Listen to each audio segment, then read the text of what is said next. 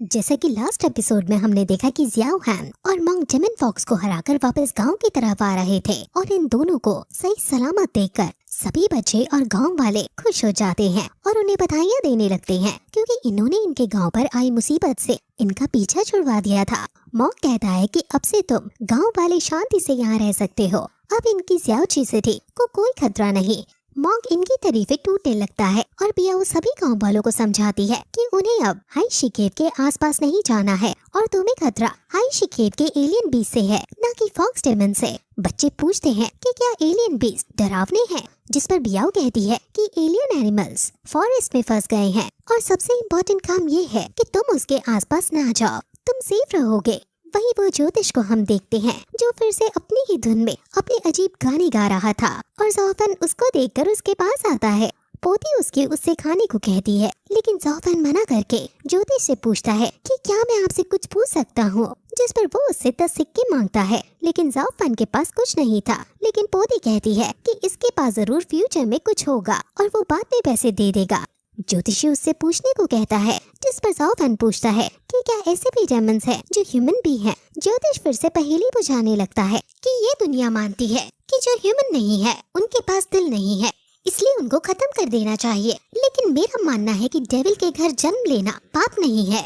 ज़ोफन पूछता है कि फिर क्या डेमन भी प्यार की भाषा जानते हैं, जिस पर ज्योतिष कहता है कि जैसे इंसान अच्छे और बुरे होते हैं वैसे ही डेमन्स अच्छे और बुरे होते हैं। डेमन्स के पास भी दया और सत्यता का ज्ञान होता है। ज़ोफन पूछता है कि फिर एविल और गुड में युद्ध के वक्त डेमन्स को बुरा और ह्यूमंस को अच्छा क्यों समझा जाता है, जिस पर ज्योतिष कहता है कि हेवन का लॉ तुम्हारा अपना लॉ नहीं है जिसे तुम मानो ही। अब तभी बियाओ वहाँ आ जाती है और ज़ोफन को ऐसे ही किसी बाबा के चक्कर में ना पड़ने को कहकर उसे अपने साथ ले जाती है। पोती दादा से पूछती है कि आखिर ज़ोफन के साथ हुआ क्या है जो वो ये सब पूछ रहा है, जिस पर ज्योतिष बताता है कि अब ये सत्य और असत्य के बीच झूल रहा है, जो इसके लिए काफी मुश्किल होने वाला है, लेकिन ये अपना रास्ता निकाल ही लेगा। अब ये तीनों एक होटल में रुके हैं कि तभी रात के वक्त ज़ोफन फिर से बाहर आकर टहलने लगता है और टहलते टहलते उसे बियाओ दिखती है और उसके पास जाकर वो पूछता है कि तुम अभी तक क्यों नहीं सोई, जिस पर वो इमोशनल होकर कहती है कि तुम भी अभी तक कहाँ सोए हो, आखिर तुम मेरी इतनी चिंता क्यों करते हो, क्या तुम कल सुबह माउंट ल्यूबो पर चले जाओगे? अगर तुम जाओगे तो मैं भी तुम्हारे साथ चलना चाहूंगी। ज़ोफन शॉक हो जाता है और पूछता है कि तुम ये क्या बकवास कर रही हो, तुम ऐसे बच्चों की तरह अब हरकत नहीं कर सकती हो। बियाओ उदास होते हुए कहती है कि जब हम गुफा में अकेले थे तो मैंने सोचा था कि अब हम कभी गुफा से बाहर नहीं निकल पाएंगे और यही मर जाएंगे, लेकिन मेरे साथ क्योंकि तुम थे इसलिए ना जाने क्यों मुझे हमेशा उस केव में अच्छा ही लगा। ज़ोफन कहता है कि तुम जरूर मजाक कर रही हो, जिस पर बियाओ कहती है कि मैं इस समय मजाक नहीं करती, तुम्हारे दिल के अंदर होली डॉक्ट्रिन और ट्रूथ फ्रैक्शन है, आखिर क्या तुम्हारे लिए ज्यादा इम्पोर्टेंट है। वो फिर रोने लगती है, लेकिन ज़ोफन को समझ नहीं आ रहा है कि वो क्या कहे, क्योंकि बियाओ इविल सेक्स से थी और उन दोनों के बीच कोई भी संबंध बहुत बड़ी जंग को दावत दे सकता था। वो कहता है कि ल्यूबो माउंटेन पर ट्रूथ फ्रैक्शन के कई सारे लोग हैं, अगर तुम्हारी आइडेंटिटी उन्हें पता चल गई तो तुम खतरे में आ जाओगी, इसलिए तुम बाहर नहीं चल सकती हो। वो उसे छतरी देकर अब ना चाहते हुए उदास होकर अपने रूम में ले जाने लगता है, लेकिन तभी अचानक पीछे से उस पर कोई अटैक कर देता है और बियाओ उसे बचा लेती है। हालांकि ज़ोफन इस अटैक को नहीं देख पाया था, इसलिए वो वहाँ से चला जाता है। ये अटैक बियाओ की आंटी ने किया है और वो आंट के पास जाकर कहती है कि आखिर आप ये क्या कर रही हो। आंट कहती है कि इस लड़के की और तुम्हारी लाइफ एकदम अलग है, तुम्हारा हश्र अच्छा नहीं होगा अगर तुमने अपनी लाइफ इसके नाम की। तो बियाओ रोने लगती है, लेकिन आंट उसे चलने को कहती है और बताती है कि सेक्ट मास्टर हमारा इंतजार कर रहे हैं। वो उदास होकर अब होटल छोड़कर अब आधी रात को ही चली जाती है।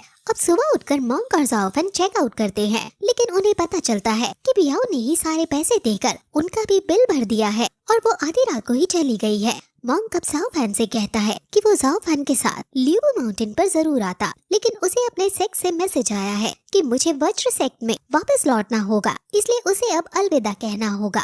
ज़ोफन और वो अब एक दूसरे को अलविदा कहते हैं और ज़ोफन माउंट ल्यूबो की तरफ और मंक वज्र सेक्ट की तरफ निकल जाता है। ज़ोफन उड़कर माउंट ल्यूबो की तरफ जा रहा है और कई रात और दिन उसे उड़ते उड़ते ही बीत जाते हैं, क्योंकि माउंट ल्यूबो 7000 माइल्स दूर है। अब उसे भूख लगी थी और वो समुद्र के ऊपर उड़ रहा था। लेकिन तभी उसे एक आइलैंड दिखता है, इसलिए वो वहाँ कुछ खाने के लिए उतरने लगता है। लेकिन तभी वहाँ उस पर कोई अटैक कर देता है और वहाँ नीचे युद्ध चल रहा होता है। और ये युद्ध क्विंक्यूसेक्ट और उन्हीं केव डेमन्स के बीच चल रहा था। डेमन अब ज़ाओफैन पर भी हमला कर देते हैं और डेमन लीडर इसको देखकर शॉक हो जाता है और इसको मारने का ऑर्डर देता है और ज़ाओफैन भी अब डेमन से लड़ने लगता है। वहाँ क्विंक्यूसेक्ट के बाकी डिसाइपल जैसे सिक्स सीनियरिज्म, गोल्डफिश वगैरह भी थे। अब उनके बीच फाइट भयंकर रूप ले लेती है और ज़ाओफैन और लीडर का आमना सामना हो जाता है और लीडर ज़ाओफैन के मुंह से खून निकाल देता है जो सीधे उसके हेयरलूम वेपन पर जाकर लगता है और ऐसा लगता है मानो उसका वेपन एक्टिवेट हो गया है। वेपन के अंदर से रेड ऑरा निकलने लगता है जो ज़ाओफैन के साथ साथ लीडर को भी कष्ट पहुंचाने लगता है। लेकिन कैसे न कैसे करके वो पीछे हटता है और अब लीडर फिर से ज़ाओफैन पर हमला करने के लिए आगे बढ़ता है। लेकिन अब तभी वहाँ उनके मास्टर आ जाते हैं और वहाँ बहुत बड़ी फ्लेम डेमन्स के ऊपर छोड़ देते हैं। डेमन्स अभी मास्टर्स से लड़ने के लिए तैयार नहीं थे, इसलिए लीडर्स अभी के लिए उन्हें रिट्रीट करने को कहते हैं और सारे डेमन्स वहाँ से चले जाते हैं। वही गोल्डफिश ज़ाओफैन के पास आकर उसे सही सलामत देखकर खुश हो जाती है और तभी ज़ाओफैन टीचर को देखता है और उनके आगे सर झुकाता है। गोल्डफिश अपनी मॉम को बताती है कि ज़ाओफैन वापस आ चुका है और उसकी मॉम ज़ाओफैन को देखकर काफी खुश होती है। अब तभी ज़ाओफैन को बचपन का दोस्त लिन जिंग्यू दिखता है जो उसे पहले तो जोर से थप्पड़ मारता है और कहता है कि अगर अब तुम मुझे इस तरह फिर से छोड़कर गए तो मैं तुम्हें मार ही दूंगा। वो दोनों एक दूसरे के गले से लग जाते हैं। तभी गोल्डफिश सीनियर की के साथ ज़ाओफैन को देखती है जिस पर लिन जिंग्यू बताता है कि ये दोनों अब शादी करने वाले हैं और ये पब्लिकली अनाउंस हो गया है। ये सुनकर ज़ाओफैन के पैरों तले धरती खिसक जाती है और उसके जहन में वही सब घूमने लगता है कि कैसे वो और गोल्डफिश पहले अच्छे दोस्त थे और अच्छा टाइम एक साथ बिताते थे, लेकिन अचानक अब ये मुझे ऐसे धोखा देकर जा रही है। उसके अंदर से रेड ऑरा निकलने लगता है और वो अनकंट्रोलेबल हो जाता है और फिर यही एपिसोड खत्म हो जाता है।